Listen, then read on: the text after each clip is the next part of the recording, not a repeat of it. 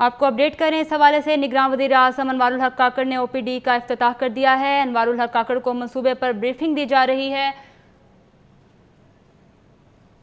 دارالحکومت صدر مقام گلگت میں آئے، جس انداز سے گلگت کے باسیوں نے، چاہے وہ بلتستان سے ہیں، گلگت سے ہیں، دیامر سے ہیں، نگر سے ہیں، ہنزہ سے ہیں، انہوں نے جس وارمتھ کا، جس خوش اسلوبی سے ہمیں ریسیو کیا ہے، جس اپنائیت کا مظاہرہ کیا ہے، وہ تادم آخر میں بھول نہیں پاؤں گا۔ مجھے آپ لوگوں کی احترام اور محبتوں کا جو احسان کر گئے ہیں، اس احسان کے بدلے میں کوشش کریں گے کہ اپنا جو پاکستان کے ساتھ رشتہ ہے اس کو مزید بہتر کیسے کر سکے، استوار کیسے کر سکے، اس میں اپنی توانائیاں خرچ کریں گے۔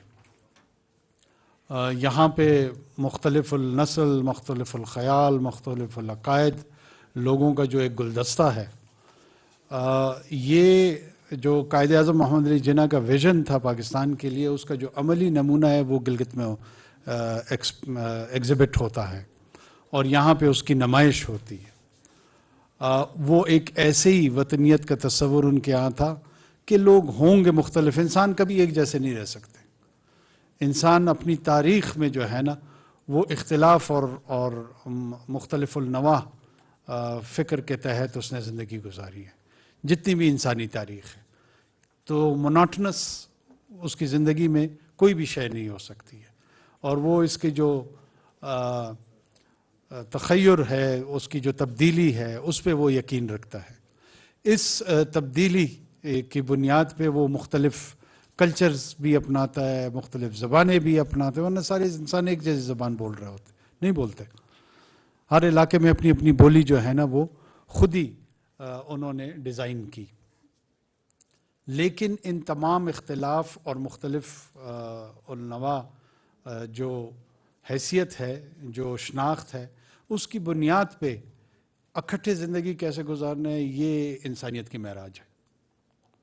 انسان کی معراج کی بنیاد یہی ہے کہ وہ زبان میں، نسل میں، رنگ میں، عقیدے میں ایک دوسرے سے مختلف ہو، اور اس کے باوجود ایک دوسرے کے حقوق کو وہ یکساں تسلیم کرے۔ اگر وہ ایک دوسرے کے حقوق کو یکساں تسلیم نہیں کرتا تو پھر وہ جنگل اور جانور کا جو طرز عمل ہے زندگی کا، اس کو اختیار کرتا ہے۔ اس میں جو طاقتور جانور ہوتا ہے وہ کمزور جانور کو آ لیتا ہے، جو زیادہ گیدڑ اکٹھے ہو جاتے ہیں وہ شیر کے پیچھے پڑ جاتے ہیں، کہیں پر وہ آبادی کی بنیاد پہ، قدری صلاحیت کی بنیاد پہ وہ اپنے آپ کو دوسروں سے بہتر محسوس کرتا ہے۔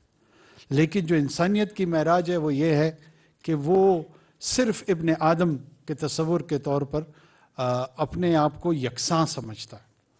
تو میں گلگت بلتستان کے لیے، یہاں کے لوگوں کے لیے یہی پیغام لے کر آیا ہوں کہ ایک دوسرے کے حقوق کا احترام، اور ریاست کی ذمہ داری یہ ہے کہ ان حقوق کے احترام کی انفورسمنٹ کر سکے، اس کا نفاذ کر سکے، اور ہم انشاءاللہ یہ نفاذ کر کے رہیں گے۔ اگر کوئی یہ سمجھتا ہے کہ اس بھائی چارے کو جو یہاں پہ موجود ہے، جو یہاں کے سماج میں موجود ہے، جو یہاں کے اقدار میں موجود ہے، جو یہاں کے کلچر میں موجود ہے، اس کو ڈسٹرب کر سکے گا، اس کو تبدیل کر سکے گا، وہ اس کی بہت بڑی غلط فہمی ہے۔ اپنی غلط فہمی دور کر لیں۔ ہمارے ہاں قربتیں زیادہ ہیں، دوریاں کم ہیں، اور جو دوریاں خدا نخواستہ کسی بھی غلط فہمی کی بنیاد پر اگر سامنے آئی ہیں یا لائی گئی ہیں، ان کو بھی حکمت کے ساتھ، ہمت کے ساتھ انشاءاللہ ہم کوشش کریں گے کہ دور کریں۔ باقی یہاں کے میں سمجھتا ہوں کہ جتنے بلند و بالا پہاڑ ہیں اتنے ہی بلند بالا آپ کے حوصلے ہیں۔ یہ پہاڑوں کے جو مسکین ہیں، یہاں پہ جو آپ لوگوں نے اور آپ کے آباء و اجداد نے جو سکونت اختیار کی ہوئی تھی، اس نے آپ کو ایک مخصوص طرز فکر اور ایک کردار ادا کیا ہے، اور وہ کردار جو ہے نا وقار کا ہے، ڈگنیٹی کا ہے، حسن کا ہے۔ آپ کی اپنی پہچان اور حسن جو ہے نا وہ باقی ماندہ دنیا سے بہت علیحدہ ہے، آپ کی تشبیہات علیحدہ ہیں، آپ کے اشتہارات علیحدہ ہیں، اور ان تمام میں بڑی چاشنی موجود ہے، بڑی خوبصورتی موجود ہے، بڑی کشش موجود ہے، اور باقی پاکستان اور باقی دنیا آپ کی طرف اس کشش ثقیل میں دوڑے چلے آتے ہیں۔ آپ دیکھیں ٹورسٹ بھی آپ کی طرف آتے ہیں، یورپ سے بھی لوگ آ رہے ہوتے ہیں، ایشیا سے بھی لوگ آ رہے ہوتے ہیں، اندرون پاکستان سے لوگ کھچے چلے آ رہے ہوتے ہیں، تو کوئی خاص مادہ ضرور یہاں کی فضا میں بھی ہے اور یہاں کے لوگوں میں بھی ہے۔ ہماری پوری کوشش ہے کہ انشاءاللہ مختلف مواقع، یہاں کے آئینی سوالات ہیں اس پہ بھی ہماری بہت تفصیلی بات چیت دوستوں کے ساتھ ہوئی ہے، چیف منسٹر صاحب کے ساتھ ہوئی ہے، گورنر کے ساتھ، ان کے کابینہ کے ساتھ، اس کے علاوہ جتنے سٹیک ہولڈرز ہیں ان کے ساتھ ہوئی ہے، اور یہ جو ابتدائیہ ہے ہماری حکومت کے دورانیہ میں، یہ شروعات اس کی ہوئی ہیں، اختتام صرف اس ایک دن پہ نہیں ہوگا۔ ہم تسلسل کے ساتھ گلگت اور بلتستان کے مسائل کے ساتھ جڑے رہنے کی کوشش کریں گے، اور جس حد تک ممکن ہوگا اسے انشاءاللہ حل کرنے کی بھی کوشش کریں گے۔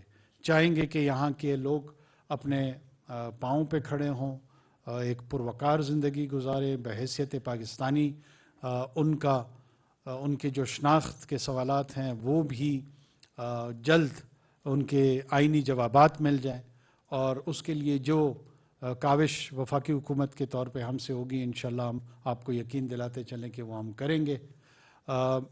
یہاں کی جو اکنامک پوٹینشل ہے اس پہ ہم ایک طویل المیعاد انداز میں کوشش کر رہے ہیں کہ کام کریں، چاہے وہ ٹورزم انڈسٹری ہو، چاہے وہ مائنز اینڈ منرل کے حوالے سے ہو، یا یہاں کی جو پاور سیکٹر میں رول آپ پلے کر سکتے ہیں۔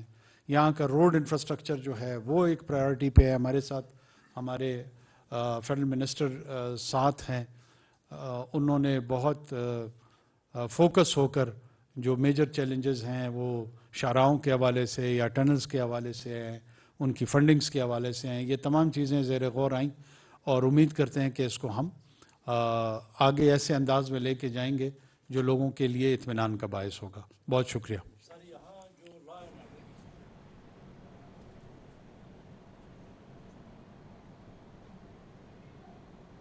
دنیا کا میڈیا اس میں چیخ رہا ہے، تو یہاں حالات بہتر نہیں ہیں۔ سر، آپ کے دورے سے لوگوں کی بڑی امیدیں وابستہ ہیں کہ آیا آپ کے دورے کے موقع پر کیا فیصلے کیے گئے اس صورتحال کو بہتر کرنے کے لیے؟ 4G سروس بھی 12 روز سے بند ہے، تو یہاں کا نظام بالکل مفلوج ہے سر۔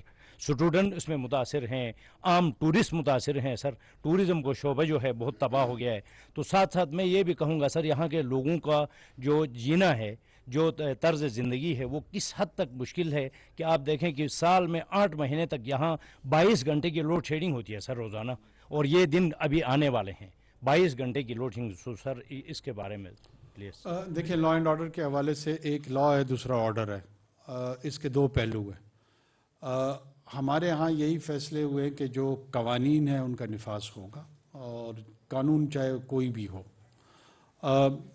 جو مائنورٹی کے ایسے لوگ دونوں تینوں چاروں اطراف ہو سکتے ہیں، جو کہ چند لوگ ہوں گے یا 20 ہوں گے یا میکسیمم میرے خیال میں سینکڑوں ہوں گے، اگر وہ یہ سمجھتے ہیں کہ وہ کسی ایک ایجنڈے پر باقی ماندہ معاشرے کو ہاسٹیج بنا لیں گے تو اس کی اجازت ہم کسی کو بھی نہیں دیں گے، یہ یاد رکھیں۔ جیسا آپ نے کہا کہ آئینی مسائل پہ تو سیر حاصل بحث ہوئی، لیکن یہاں کا جو سب سے اہم مسئلہ ہے وہ یہاں کی جوڈیشری ہے۔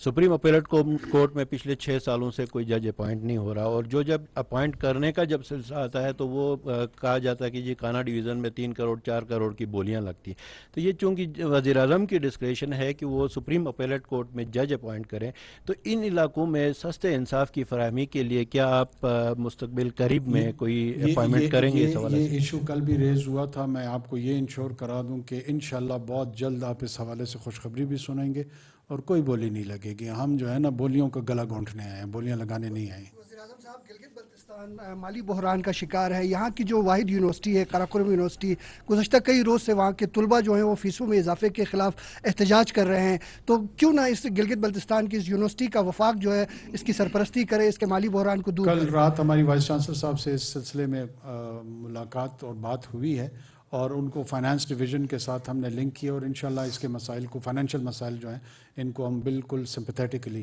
ایڈریس کریں گے. نیشنل انٹرسٹ کو نقصان پہنچانے کے لیے جو ایلیمنٹس کام کر رہے ہیں اس وقت گلگت بلتستان میں شاید دنیا کے جتنے بھی اہم انٹیلیجنس ایجنسیاں ہیں سب کا اثر رسوخ گلگت بلتستان میں ہے اور کسی نہ کسی شکل میں ان کی موجودگی نظر آتی ہے. تو یہ نیشنل انٹرسٹ کو چیلنج کرنے والے جو بھی ایلیمنٹس ہیں ان کا کلا کما کرنے کے لیے اور ان کو سیدھا کرنے کے لیے کس طرح کے فیصلے کیے گئے ہیں؟ کیا یہ فیصلے ہوں گے یا لک بزی ڈو نتھنگ؟ دیکھیں کن کی پریزنس یہاں ہے انٹیلیجنس آؤٹ فٹس کی یا نہیں ہے، میں آپ کے توسط سے بتاتا چلوں کہ پاکستان کے اندر جو پاکستان کے انٹیلیجنس آؤٹ فٹس ہیں اسی کا اثر ہوگا، اسی کے زیر اثر ہم چیزوں کو انالائز بھی کریں گے، دیکھیں گے بھی، اور اگر کسی نے معاشرے میں جڑنا ہے تو وہ وہی ادارے ہیں جو آپ کے قومی ادارے ہیں. اس کے علاوہ نہ کسی ادارے کی گنجائش ہے، نہ کسی ملک کی گنجائش ہے، نہ کسی معاشرے کی گنجائش ہے. One nation one law one slogan, اور وہ ہے پاکستان. جس کسی کو کسی اور حوالے سے کسی سے کوئی امید ہے یا خوش فہمی ہے یا غلط فہمی ہے وہ دور کر لے تو زیادہ بہتر ہوگا. وزیر اعظم صاحب، آپ گلگت بلتستان آئے، آپ کا بہت شکریہ، لیکن ان خوبصورت وادیوں میں رہنے والے عوام بہت سارے مسائل کے شکار ہیں.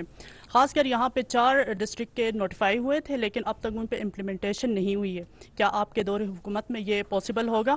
اور اس کے ساتھ ساتھ سر یہاں پہ پی ٹی وی کا بیرو آفس نہیں ہے، اگر وہ بھی پاسبل ہو جائے تو سر یہاں کے صحافیوں کے لیے تھوڑی سی آسانیاں ہوں گی.